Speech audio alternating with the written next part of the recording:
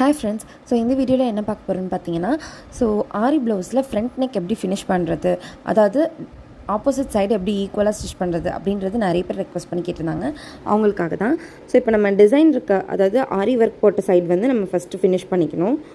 Finish பண்ணிவிட்டு பார்த்திங்கன்னா அதை அப்படியே லைனிங் மேலே ப்ளேஸ் பண்ணிவிட்டு அந்த சைஸை, அந்த நெக் எந்த அளவுக்கு இருக்கோ அதே அளவுக்கு வந்து நம்ம இந்த சைடு மார்க் பண்ணிக்கணும். மார்க் பண்ணிவிட்டு அந்த மார்க் பண்ணோம் இல்லையா, அந்த லைன் மேலேயே வந்து ஸ்டிச் பண்ணிக்கோங்க. இப்போ நீங்கள் யூ தான் போட்டிருக்கீங்க அப்படின்னா யூவே வந்து கரெக்டாக இந்த சைட் பார்ட்டில் எவ்வளோ இருக்கோ அதே வந்து போட்டுக்கோங்க. நான் இப்போ வந்து ஸ்வீட் ஆர்ட் நெக் கொடுத்துருக்கிறதுனால நான் இந்த மாதிரி ட்ரா பண்ணிக்கிறேன். ஸ்வீட் ஆர்ட் நெக் லைன் வந்து கீழே வந்து ஷார்ப்பாக வரக்கூடாது, ஏன்னா ஃப்ரண்ட் சைடில் வந்து நம்ம ஹூக் பட்டி வைப்போம்.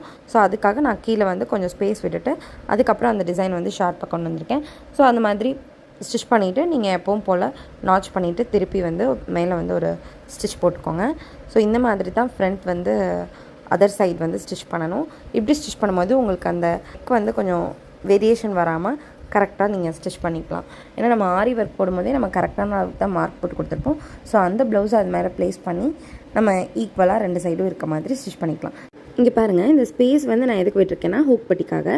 ஸோ இதை நான் அதர் சைட்லேயும் விட்டுருக்கேன்.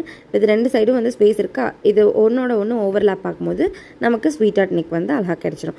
ஸோ இந்த வீடியோ ரொம்பவே யூஸ்ஃபுல்லாக இருந்திருக்கும்னு நினைக்கிறேன். வீடியோ பிடிச்சிருந்தா மறக்காமல் லைக் பண்ணிவிட்டு இந்த மாதிரி அப்டேட்ஸ்க்கு நம்ம பேஜை ஃபாலோ பண்ணி வச்சுக்கோங்க. தேங்க்யூ, பாய்.